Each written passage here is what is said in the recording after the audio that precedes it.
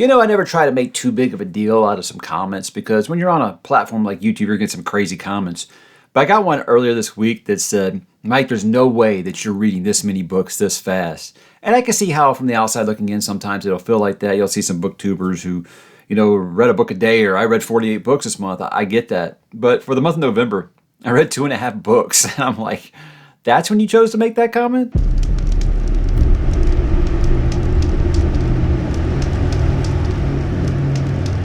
Hey, what's up, bookworms? Mike back with another monthly wrap up, this time for November of 2025. I meant to do this earlier this week, but I just kind of flipped it around because I was really wanting to talk about those anticipated books, and that's why I got that one out first. But interesting month. November had a lot of travel, a lot of other prior engagements, some things going on. So the reading kind of took a hit this month. But when I'm looking back at it, I'm like, well, when you talk about page count, word count, it really was pretty much the average.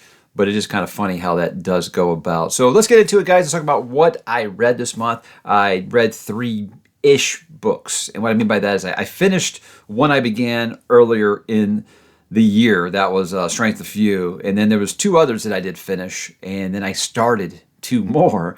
So yeah, just kind of a nice little amalgamation of all kinds of things in this month. But we'll go ahead and just say, hey, I did 3 books this month. Let's talk about those now. The Strength of Few, James Islington just talked about. The much anticipated sequel to Will of the Many, one that I think I'm kind of alone on an island, it seems like, now that some time has gone by and people are giving me some feedback. They do not like it as much as book 1, whereas I said I liked it better than book 1. I said I think it kind of depends how you felt. What I said in that review was, if you loved book 1, I don't know how you're going to feel about this one. We'll see, but we'll talk about that at another time. I also did Empire of the Dawn by J. Kristoff, closing out the Empire of the Vampire trilogy. Really, really good stuff in there. Really, really good stuff. Some stuff that really kind of let me down just a little bit. And I talked about that in a recent weekly update. And it's some things that, as time's going by, I'm kind of like, I don't know even more. But again, the achievement that Jay made with that series, it deserves to be read and for you to make up your own mind. I've already had a lot of people being like, oh, well, your reaction to that ending has me not wanting to read it now. Absolutely not, guys. I always tell you, please read these things and make up your own mind. Do not take my word as gospel.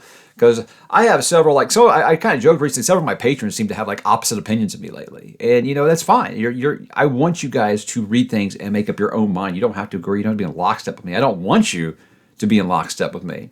But as always, read these things and make up your own mind. The Elementals by Michael McDowell, very, very good. Very, very short.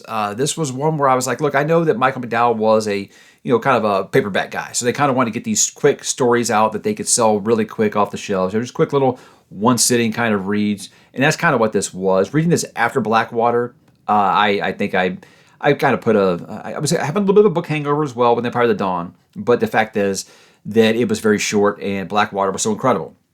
And I held it up to that standard of Blackwater. And, when I go back and think about it, Blackwater was 6 individual paperbacks, kind of similar to this. So I can't wait for Elementals Part 2 through 6 because I think that would really, really help the story. So very good story, very good idea. It almost to me seems like the blueprint for what Blackwater became. But like I said, I don't even know if this one came after Blackwater. So when I say that, it's said completely just as a guess. And, you shouldn't take anything that I say here seriously because I don't do my research. I'm very, very bad at this.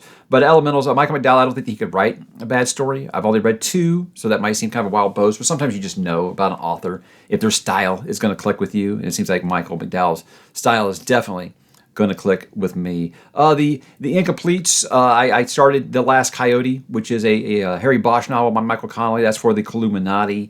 We'll be talking about that early here in December. And also 12 Months by Jim Butcher, the newest Dresden Files book coming out soon as a review copy. So I'm still in the middle of both of those. But yeah, I am very much counting those towards some stuff that I was reading in November because when I look back on did I really only read 2.5 books? Now I know Empire of the Vampire and Strength of Few were very, very long. I was halfway through Strength of Few before the month even began.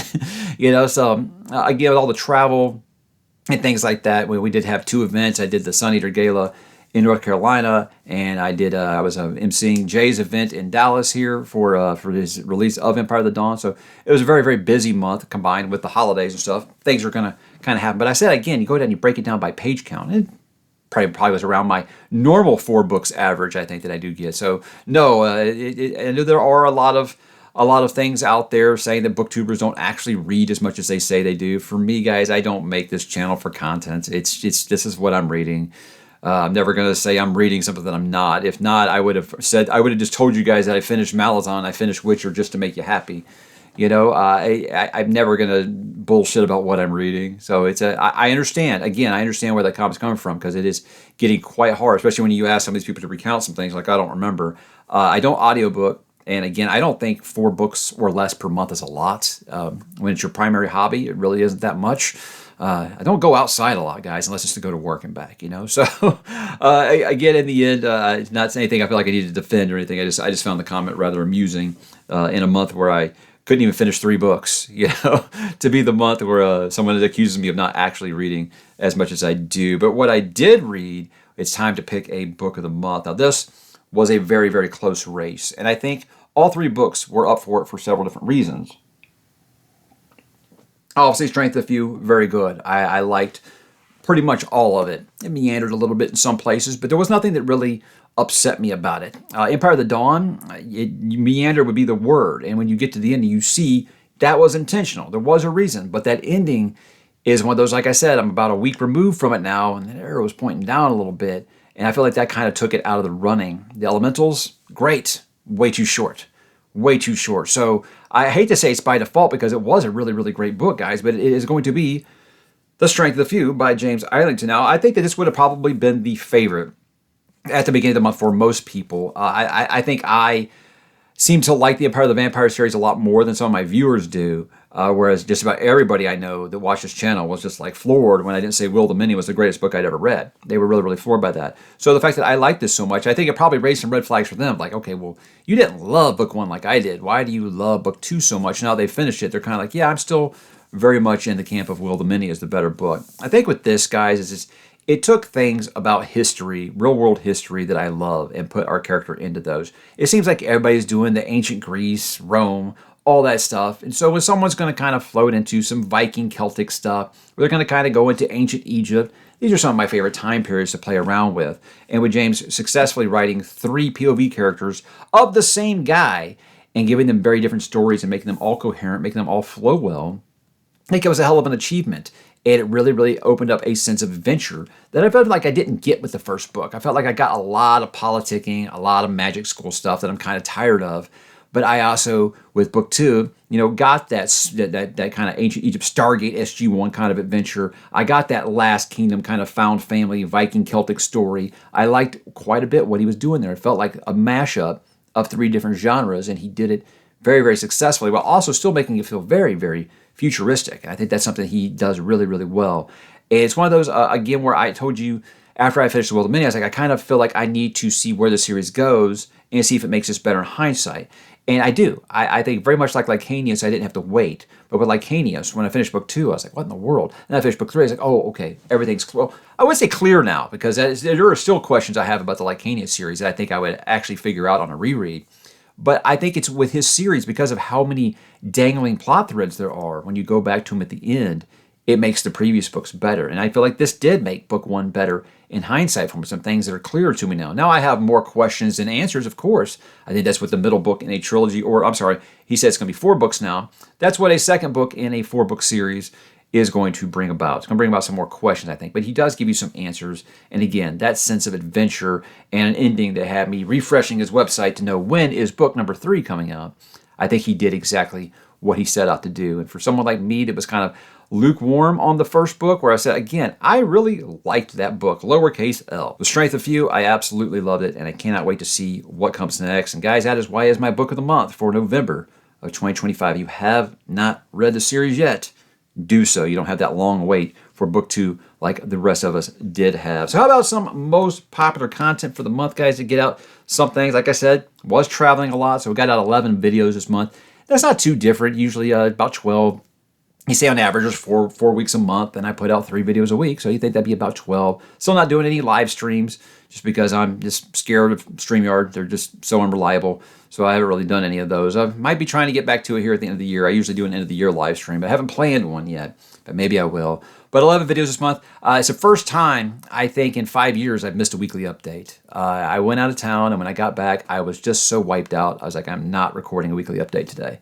So I did one kind of in the middle of the week. It was going to be kind of like a kind of a midpoint between 2 weeks. So I only got out 3 weekly updates this month, which just feels weird, because I've always just hell or high water. I've always done a weekly update. And I had people asking me that day, no weekly update this week. I was like, well, I just did one on Tuesday. Do you really want me to do another one on Saturday? It turns out they did. They did. So I'm glad you guys enjoy the weekly updates. That's my favorite video that I make every single week. I have a blast doing the weekly update. Because again, in the end, it's just like catching up and saying, hey, what'd you guys read? What are you watching? What are you listening to? What are you playing? That's kind of what the weekly update is. And always happy to do it. But I did some big videos and some not so big videos. We're going to talk about the most popular ones here, standalones and palette cleansers for 2026. This is at 12,000 views. When you get to do your end of the year content, it's a lot of fun because what we always say, when you're drafting your TBR, it's always more fun to look at what you're going to read than what you are reading. It seems like you're always looking for what's next, So looking ahead through 2026, it's always exciting. You read a lot of those big, epic, heavy fantasy books. You want something a little smaller, and that's why I said I needed some of these standalone books, maybe some that are part of a series, but they're much, much smaller. Something to kind of, cleanse the palate a little bit before you get right back into another 800-page chonker. You need something kind of small, and I think where it's kind of originated when I was reading Dresden Files between Wheel of Time books, and it really helped me out a lot. So I talked about a handful there. Obviously, I won't get to all of them, but they're ones that I'd like to fit in when and if I can during the year. I don't put anything on there I have zero intentions of reading. It's just sometimes with the way the year goes. Like this past year, I didn't expect ℓ𝕬𝕣𝕠𝕜 to take over my TBR, and that had to eliminate some things off last year's list. So if I don't get to everything on there, it's going to happen, but just know I don't plan it that way. I do have a long-range forecast of, okay, what can I absolutely find time to read this year? And I will look at it and say, okay, there's about the 60 books a year I can read. That's 12 months times 5 books, So 5 books is my goal. I kind of seem to go more towards 4 lately, but they also have been some beefier books lately. So that's kind of how I plan it when I do my new series, when I do my palette cleansers, all those things.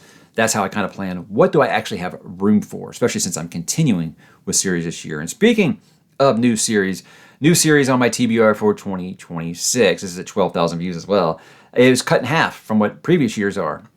Because I said I felt like what I was doing every single year, hey, here's 10 to 12 new series. I'm going to start no matter what.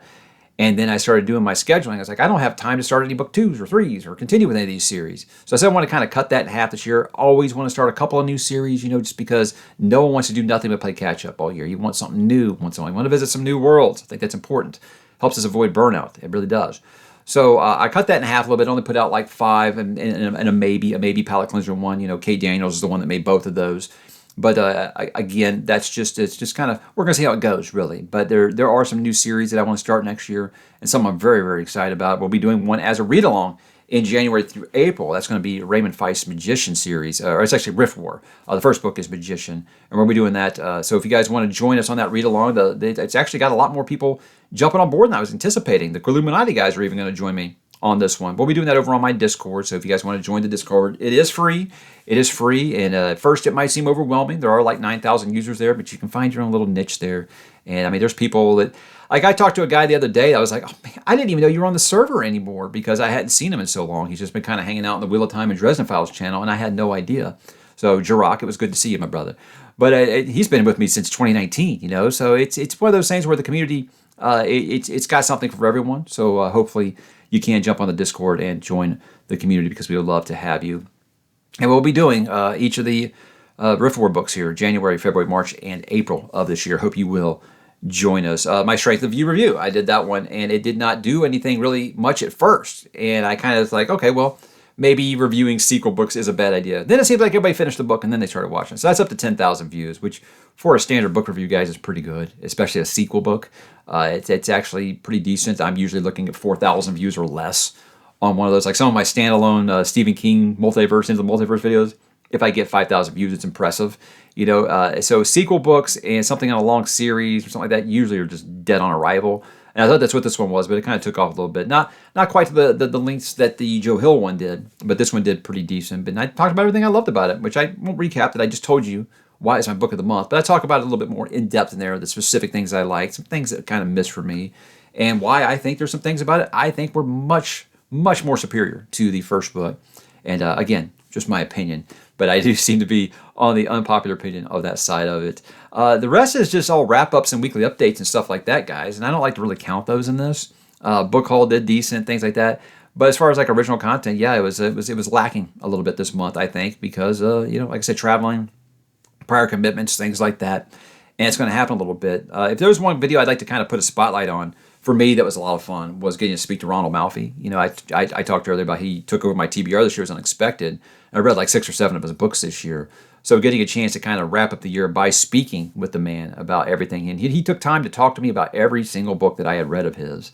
And I thought that was really, really awesome of him. Great, great conversationalist. And the thing is, when you do these author interviews, I never expect any of them to be, you know, mean or ugly or anything. It's nothing like that. It's just you get kind of like a little worried. What if they're not very good conversationalists? Because I think the scariest thing when you're having a discussion with an author is if you ask them a question, they give you a quick one-word answer. You know, and it's like, okay, well, awkward, you know, but Malfi was very, very easy to talk to and a very, very cool guy. And I think even if you don't like his books, it'd be interesting to hear the way that he approaches the craft. You know, I think it's always good things to learn about how a writer does write and create and form what it is that they do. And he's doing things very, very good. Can't wait to read The Hive next year. It's going to be very, very exciting. So how about December, guys? Do I have any goals for the month of December? Well, I mean, get that TBR clean for 2026. I got 2 big boys left in December. That's really all I'm on my plate for December. Do got some time off for Christmas, so hopefully I can kind of wrap up those 2 big bastards before the new year does roll around, because, like I said, we'll be clearing the decks for a read-along. I'd like to be prepared for it on January the 1st, you know, but those 2 chonkers are 2 big boys, and I was kind of looking at this one, the Shadows Upon Time, and the font is very, very small, and the book is very, very thick. So that might be why some people are telling me it might be the longest book in the series. I'm not sure if it's bigger than Demon in White or not. But really just kind of navigate through all the end-of-year content. You know, kind of done all the preview stuff. Now it's time to do all the end-of-year stuff. You know, biggest surprises, big disappointments, ranking the series that I read this year, and also, of course, my top 10 for the year. I don't think I'll be doing the crazy, you know, dress up nice and do the reward presentation. That was kind of a fizzle. It was a neat idea. In hindsight, I'm like, no, that was pretty bad. You know? But thank you guys for allowing me to do it. I had a good time doing that last year, and I always take risks on this channel, but sometimes I'm also a creature of habit, and I just like to stick with what works. So I think this year we'll be sticking to what works, and that just means ranking the books, ranking the series, moving along with our day. So guys, how was the month of November for you? What was your book of the month? Did you read any of these with me? I'd love to know what you think. Why don't you go ahead and drop in the comments. Let me know, guys, and I will talk to you there.